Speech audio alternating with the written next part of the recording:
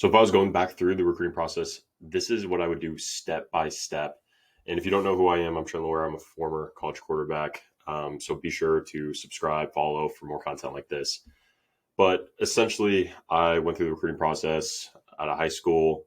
I only started like 10 games in JUCO. I only started 5 games in 2 years there, but still was able to get multiple scholarship offers and ended up committing to one of the top NAIA schools.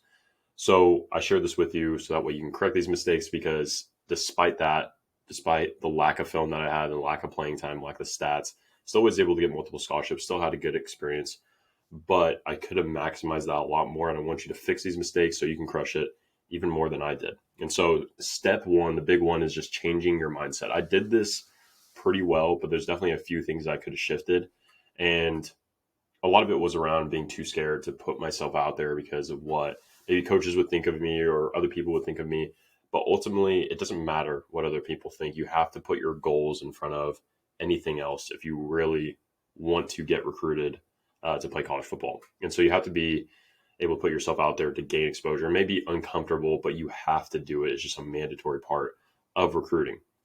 And so just changing your mindset. On top of that, while also changing it to that recruiting is also a game. It's a game outside of what you do on the football field. A lot of people think that just because you play well, they'll find you, and that's just not true in today's world. You have to do other things to be able to get recruited because if it was just, hey, you can play well and directly correlates to recruiting, then there would be no overlooked recruits. So you have to change your mindset around that stuff. Step two is I would post on Twitter 1 to 2 times a week. I definitely didn't post enough on Twitter when I was getting recruited. And the few times I did, posted well, I'd get interest from it and build relationships around that stuff. And so you have to make sure that you're posting stuff that only makes people say, wow, especially coaches. You want to post stuff that makes coaches say, wow. It's a very simple framework to keep in mind, but a lot of people post average stuff and that doesn't really get you recruited. That doesn't catch anyone's attention. So it won't do well on Twitter in the first place. And on top of it, if a coach sees it, they're not going to want to recruit you off of that. So make sure you're posting your best of best stuff. Step three is you want to spend 30 minutes a day on recruiting, like at least bare minimum, because the key is you want consistent action. That's it. Just consistent action. It's a numbers game. And so if you stay consistent with it, just spending 30 minutes a day will go a long way.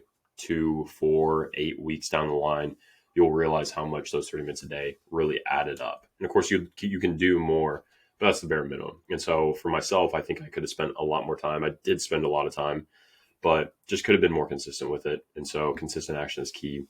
If you could do that the right way, I mean, that'll help your recruiting probably more than anything else that I'm going to mention.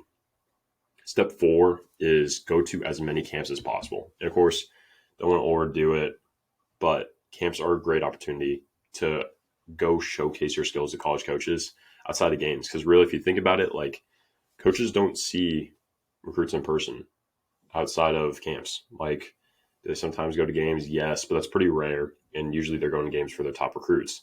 So if you're not one of those top recruits, you're not going to get evaluated outside of your film. And so this is a way to showcase your skills to them in person. And so it's definitely worth it. The key, though, is to make sure to pick your camp schedule carefully around schools that you actually have a chance to get interest from or that you have interest from initially, and then just try to maximize your exposure from there. The last step, step five, is building a brand. If you want your recruiting to blow up, if you want to do extremely well, you need to do things differently. And yes, you need to be good on the field. That's absolutely an essential part of the process. But if you can find a way to build a brand around you, and I don't mean in this like logo type way, but just get people to know who you are and how you're different from everyone else, you will have a huge advantage in your recruiting. And just doing those 5 things, change your mindset. Step one, posting on Twitter 1 to 2 times a week. Step two, step three, spending 30 minutes per day on recruiting. Step four, going to as many camps as possible. And step five, building that brand. I mean, you're going to crush the recruiting process. And especially if you're starting from early in your senior year, I'd say if you're going into your junior year and you're doing this, there's no question in my mind that you'll have multiple scholarship offers come your senior year. So you just have to stay consistent with this stuff. It's not going to change overnight, but if you consistently do this for months on months, you will see the changes and the effects that they'll have on your recruiting, and you'll be crushing it like no other. So hopefully this helped. If you want more stuff like this, be sure to follow, subscribe for more. I'll see you guys later. Peace.